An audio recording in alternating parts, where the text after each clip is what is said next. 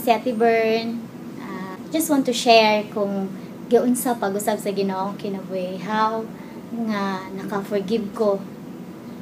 Okay, sa una mong good. Grabe kayo ang pagpasakit sa ako sa akong mama.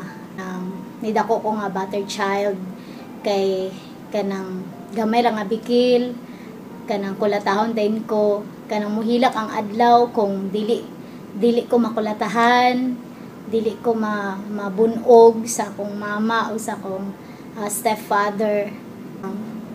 Wala na ko na feel ang love sa ila. Wala na ko na feel ang tinuod nga pagpalangga sa ila isip nga ginikanan. Dayon dili na ko mabati nga kanang anak ko. Ang akong pagbati kay mara kog maid kay dili ko mudang trabaho kung dili mo ako mga insakto na lingkod na pahulay na tungod ato grabe nga pagdumot, grabe nga kalagot na anak ko nga pagmudako ko pag makahuman ko manimalis ko sa ila, dili na ako sila tabangan, dili ko mo ila sa ilaha nga ako silang ginikanan tungod kay grabe kayo ang ilang pagsakit sa kuha. And then every time na kanang singhagan ko, every time nga bunugon ko, kanang gaka-increase ang akong kasuko sa ilaha, gaka-increase ang akong kalagot sa ilaha. And then, till such time nga kanang naay kanang nag-share sa kuha nga usa ka friend. Sana mo ka silingan si Ate Yuni ang pangalan. And then, si Ate Yuni nag-share siya sa kuha nga kana ang palangga ko sa Ginoo, gigugma ko sa Ginoo, o kanang kung mga pasaylo sa Ginoo, akong pasayloon, o dapat gid po na ako pasayloon ang mga tao nga nagsakit sa kuha.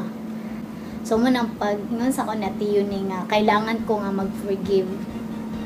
So ingin siya sa ako nga kung dili daw ko mag-forgive, dili po gi-forgive sa Ginoo. So nisugod ko kang Ate Yuni nga kanang lead ko niya sa prayer, and then sa diya nga gi-accept na ko si Jesus as my personal savior. Everything kanang nausab ang tanan, giusab sa Ginoo kung kasing-kasing ang pasuko yang gilisan og gugma, ang kalagot yang gilisan og kanang kaluoy. Nag-forgive ko do kanang dili siya sayon, pero sa diha nga na let go na ako, na forgive na ako, nagbungat ko nga Lord, ikaw na bahala Lord, akong i-offer sa imo, ako silang gi-forgive ko. Sa diha nga nag-release ko pasaylo, na-release ko, grabe kay ang release nga gibot sa Ginoo sa ko. I'm never going back.